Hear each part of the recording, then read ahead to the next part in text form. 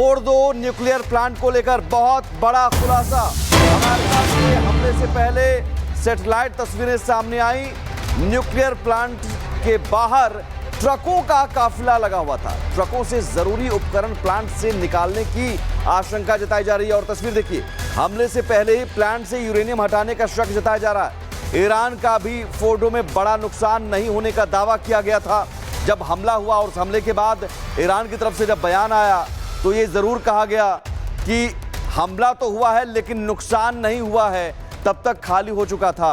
और ये अपने आप में तस्वीर अब उस बात की गवाही दे रही है कि क्या हमले से पहले ही जो यूरेनियम केक कहा जाता है, जो यूरेनियम प्यूरिफिकेशन के बाद वहां रखा जाता है, वो क्या पहले ही वहां से हटा लिया गया। तस्वीरें आपको दिखाने जा रहे हैं और तस्वीरें देखिए। ये ट्रक आप गिनती करेंगे तो बहुत छोटा सा यहां नजर आ रहा है, लेकिन मैं आपको गिनकर बता दूं, 1 2 3 4 5 6 7 8 9 10 11 12 13 14 15 16 17 18 19 20 21 22 23 24, करीब 24 से 25 ट्रक यहां पर एक लाइन से आप देख सकते हैं। और ये जो प्लांट है, इस प्लांट का हिस्सा आप यहां पर देख पा रहे हैं, फोर्डो परमाणु सेंटर। और इस परमाणु सेंटर की बात आपको बता दें तो पहाड़ी के अंदर 295 फीट नीचे इसे बनाया गया। यहां पर जो सेंट्रीफ्यूज मशीनें वो एक्टिव थी, और जो यूरेनियम संवर्धन होता है, जो प्यूरिफिकेशन कहते हैं। अब इस पूरी सैटेलाइट तस्वीर के जरिए आप समझिए कि कैसे इस इलाके को तबाह तो किया गया, इस सेंटर को तबाह किया गया, लेकिन वो ट्रकों की लाइन क्या बता रही है। आशंका यही है कि उन ट्रकों से, जो परमाणु सेंटर के बाहर ये ट्रक हैं, ये ट्रक लाइन में लगे हुए हैं, और क्या इस ट्रक से जो यूरेनियम प्यूरिफिकेशन के बाद जिसे यूरेनियम केक कहा जाता है, क्या उसे निकाल लिया गया पहले ही? तो क्या अभी भी ईरान के पास परमाणु हथियार बनाने लायक यूरेनियम है? क्या वो ठिकाने अभी भी सुरक्षित हैं? कुछ और ठिकाने हैं जो कि फोर्डो न्यूक्लियर साइट के बारे में कहा जा रहा था। यहां पर 295 फीट, करीब करीब 300 फीट गहराई में बंकर बने हुए हैं, कई सारे टनल बने हुए हैं, और बंकर बस्टर बम के जरिए इसे तबाह किया गया। लेकिन अब इन ट्रकों के जरिए, इन ट्रकों की तस्वीर के जरिए आप समझिए कि क्या वो यूरेनियम निकाल लिए गए। और ये एक बड़ी खबर है फोर्डो न्यूक्लियर साइट को लेकर, लेकिन आपको समझाते हैं कि दरअसल ये न्यूक्लियर साइट ईरान के लिए कितना महत्वपूर्ण और अमेरिका इजराइल के लिए कितना बड़ा खतरा है। ईरान की सबसे सुरक्षित न्यूक्लियर साइट तेहरान से 95 किलोमीटर की दूरी पर मौजूद है। दक्षिण पश्चिम पहाड़ी के नीचे केंद्र बना है, और 80 से 100 फीट की गहराई में यह सेंटर बना हुआ है। यूरेनियम संवर्धन की क्षमता यहां पर 60% तक है। 2006 में परमाणु केंद्र का निर्माण शुरू हुआ, और दुनिया को सबसे पहले 2009 में पता चला। यहां 2011 में IAEA ने निरीक्षण भी किया था। सीक्रेट सेंट्रीफ्यूज मिले हैं यहां पर। सेंट्रीफ्यूज मशीनें बहुत अहम होती हैं कभी भी किसी भी परमाणु हथियार को बनाने के लिए। 2015 में JCPOA के तहत इसे सीमित किया गया। 2019 में ईरान ने फिर से संवर्धन शुरू किया, प्यूरिफिकेशन शुरू किया। 2024-25 में हाई एनरिचमेंट की रिपोर्ट मिली, और ये रिपोर्ट, हाई एनरिचमेंट का मतलब है कि अब परमाणु हथियार बनाने के करीब है। यूरेनियम संवर्धन अगर 60% से ज्यादा हो जाता है तो मतलब अब वो परमाणु हथियार के बनाने के लायक है। और 7% तक ऊर्जा के उत्पादन के लिए यूरेनियम का संवर्धन किया जाता है, 50 से 60%, और उसके बाद 70%। और कर्नल दिनेश नैन हमारे साथ जुड़े हुए हैं। कर्नल साहब, ट्रकों की तस्वीर, पहले आप उस पर रिएक्शन दीजिए। ये जो ट्रकों की तस्वीर है और ईरान का दावा कि साहब वहां नुकसान ज्यादा नहीं हुआ, हमने तो खाली करा लिया था, तो क्या वाकई यूरेनियम केक जिसे कहते हैं प्यूरिफिकेशन के बाद, उस केक को निकाला जा सकता है ट्रकों के जरिए? और क्या वाकई निकाल लिया गया? यह आशंका सही हो सकती है? कंटेनर्स होते हैं इनके यूरेनियम के, जिसके अंदर सेफली इनको मूव किया जा सकता है। और ऐसी रिपोर्ट ये ईरान देने की कोशिश कर रहा है कि कल इन्होंने जो है जितने भी इनके इंपोर्टेंट सामान था वहां पे, या 400 किलोग्राम के करीब 60% जो यूरेनियम इन्होंने एनरिच किया हुआ था, उसको इन्होंने मूव कर दिया। और जो अभी अटैक हुआ है आज, वो कोई खास अटैक नहीं हुआ, उसको रिपेयर कर सकते हैं आराम से और ये कर सकते हैं। लेकिन मैं समझता हूँ ये एक प्रोपेगेंडा लगता है मुझे, क्योंकि कोई भी देश अपनी इस तरह की इंफॉर्मेशन क्यों आपको देगा? क्या वो चाहता है कि दोबारा से B2 बॉम्बर्स आए और जो बचा कुचा है वो उसको भी तबाह कर दे? और या फिर आप ये लगाइएगा कि क्या इस खबर के बाद में क्या अमेरिका और इजराइल क्या चुप बैठेंगे, क्या कुछ एक्शन नहीं करेंगे? तो मेरा मानना है कि अभी खबरें आनी बाकी हैं, क्योंकि इनके जो विदेश मंत्री हैं अगाची, उनकी 2:30 बजे प्रेस कॉन्फ्रेंस है। उस प्रेस कॉन्फ्रेंस में वो क्या बताएंगे क्या नहीं बताएंगे, एक तरीके से अपना ऑफिशियल तरीके से, उसमें खबरें जो है साफ निकल के आएंगी। लेकिन मैं यहाँ पे ये कहना चाहूंगा आपको कि देखिए, ईरान एक एनपीटी साइन किया हुआ देश है, नॉन प्रोलिफरेशन ट्रीटी का सिग्नेटरी है वो, और इनको 60% तक यूरेनियम एनरिच करने का इनके पास में ऑफिशियली या कह लीजिएगा लीगल इनके पास में परमिशन है।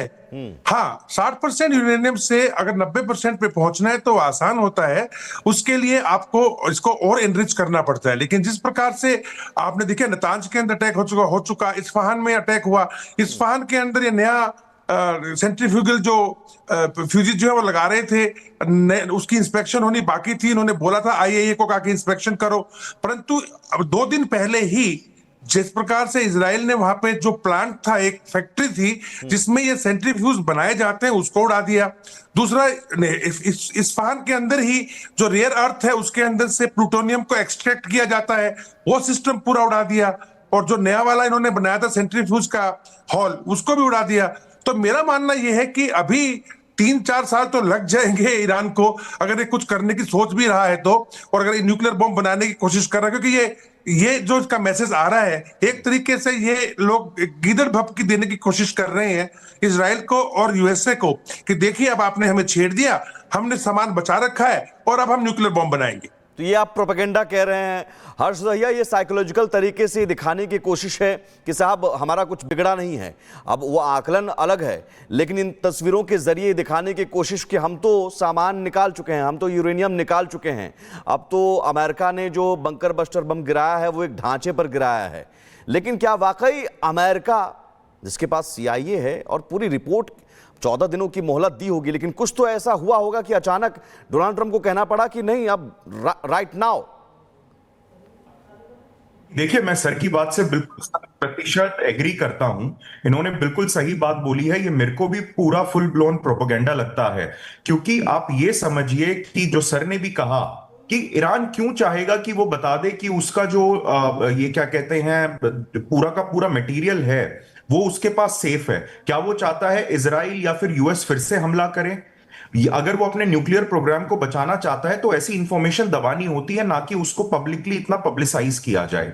और दूसरी बात रही कि जो ईरान यूएस से टक्कर नहीं ले सकता, दोनों की मिलिट्री कैपेबिलिटीज में जमीन आसमान का फर्क है।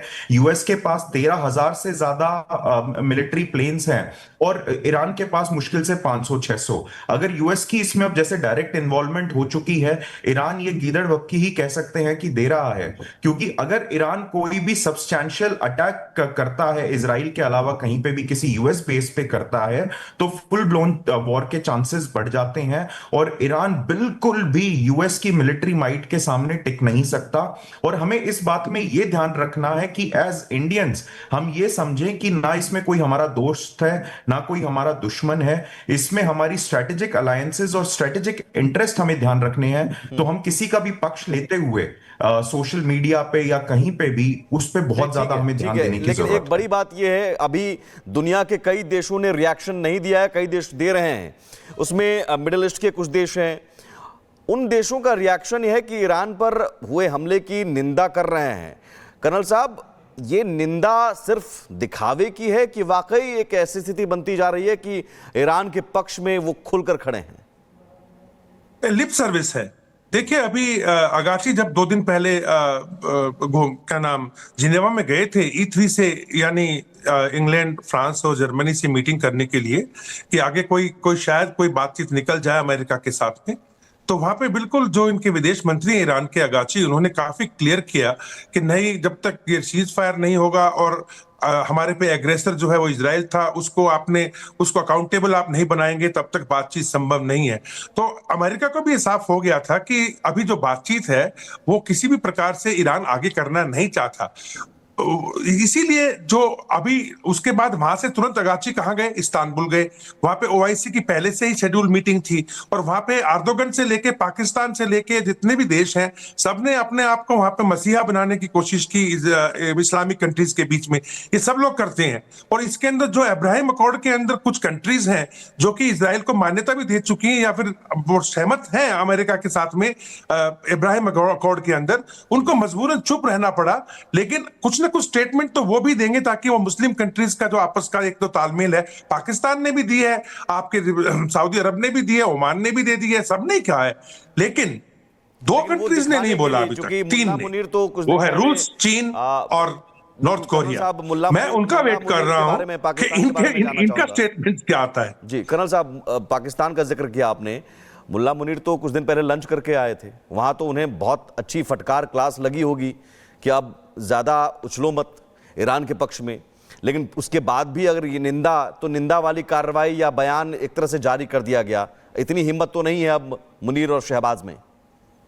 देखिए मुनीर और शहबाज को तो आप भूल ही जाइए, बिकॉज मुनीर को व्हाइट हाउस में लंच पे बुलाने का मतलब ही था कि शहबाज और ये सब किराए के टट्टू हैं, इनका कोई मतलब नहीं है। पाकिस्तान में अगर किसी का रूल है तो वो आसिम मुनीर का है, तो वो बात तो बिल्कुल क्लियर हो गई। रही बात पाकिस्तान की, देखिए जितने भी तानाशाह रहे हैं, चाहे वो सर, माफी के साथ मैं आपको रोक रहा हूं। इस बीच एक बड़ी खबर, चूंकि ब्रेकिंग न्यूज लगातार ईरान के मिलिट्री ठिकानों पर इजराइल की बमबारी, और ये बहुत बड़ी खबर है। आईडीएफ की बमबारी से ईरानी ठिकानों को नुकसान पहुंचा है। ये वो सैन्य ठिकाने हैं। अब ये स्ट्रैटेजी के तहत हो रहा है या फिर अब इजराइल के हमले इसलिए हो रहे हैं कि अब ईरान कोई ज्यादा नुकसान ना पहुंचाए, ये बड़ा सवाल है। लेकिन तस्वीरें देखिए, जो सैन्य ठिकाने हैं, अब उन सैन्य ठिकानों पर इजराइल हमला कर रहा है, अटैक कर रहा है। आईडीएफ की बमबारी और बमबारी से जो धुआं, वहां तस्वीरें तबाह हुई है, वो बता रही है किस तरह से सैन्य ठिकानों को तबाह किया गया। ये तस्वीरें देखिए, और धुएं का ये गुबार ऊंचा उठता हुआ आसमान की तरफ, और जो जिस जगह से ईरान कुछ हरकत कर सकता है उस जगह को भी अब न्यूट्रलाइज किया जा रहा है। ये अपने आप में बहुत बड़ी खबर। इस बीच एक और बड़ी खबर, ईरान ने यूएन सुरक्षा परिषद की बैठक बुलाने की मांग की है। डिप्लोमेसी, अब यूएन से गुहार लगाई जा रही है, कहा जा रहा है कि सुरक्षा परिषद की बैठक बुलाइए।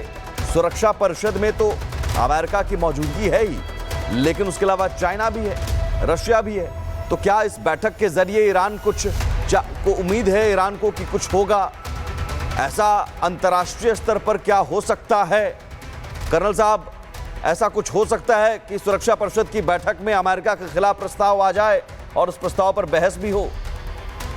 नहीं, ये डिफंक ऑर्गेनाइजेशन हो चुकी है। देखिए ये 1947 के आसपास से, सेकेंड वर्ल्ड वॉर के बाद ये ऑर्गेनाइजेशन बनी थी, तब से लेकर के अब तक पिछले 70-80 सालों के अंदर बहुत कुछ चेंज हो गया है। वर्ल्ड ऑर्डर चेंज हो गए, जियोपॉलिटिक्स चेंज हो चुकी है। कौन सुनता है इनको? पिछली बार भी अमेरिका ने वीटो कर दिया था। अभी परसों ही, जब ये या कल हुई थी शायद, परसों हुई थी शायद, हाँ परसों, इनकी जो मीटिंग हुई थी उसके अंदर इजराइल के जो प्रतिनिधि कर रहे थे, उन्होंने तो सरेआम बोला कि देखिए ईरान तो ऐसा भेड़िया है कि जो हमारी बकरियों को खा रहा है, और जब गडरिया उसको मारने दौड़ता है तो वो फिर विक्टिम कार्ड खेल रहा है कि मैं तो बहुत विक्टिम हूं, मेरे को गडरिया मार रहा है। तो वहां पे ऐसा कुछ होने वाला नहीं है मेरे हिसाब से। ये बुलाएंगे, होगा, वहां पे बैठ के एक बैठक हो जाएगी, उसके बाद में वीटो हो जाएगा, बात खत्म हो जाएगी। इसके कोई मायने नहीं है। देखने की बात तो ये है कि जहां तक आपने बताया था अभी, कि जहां तक इजराइल है, उसके क्या एम थे? इजराइल का पहला एम था कि इसका जो न्यूक्लियर इंस्टॉलेशन है, न्यूक्लियर प्रोग्राम खत्म हो जाए। उसमें शायद ये सक्सेसफुल हो चुके हैं। नंबर 2, इनका सेकंड टारगेट है इनकी मिसाइल्स, क्योंकि ये मिसाइल्स ही है, जैसे खैबर से लेकर के, इमाद से लेके और आपके खुर्रम शहर जैसी मिसाइलें, जो कि इनका आयरन डोम और बाकी डेविड स्लिंग या बाकी जो इनके एयर डिफेंस से पकड़ नहीं पा रहे हैं, तो उनके जो गोडाउन है, अंडरग्राउंड सिटीज हैं, वो टारगेट मेन अब है इनके लिए कि उनको कैसे खत्म किया जाए।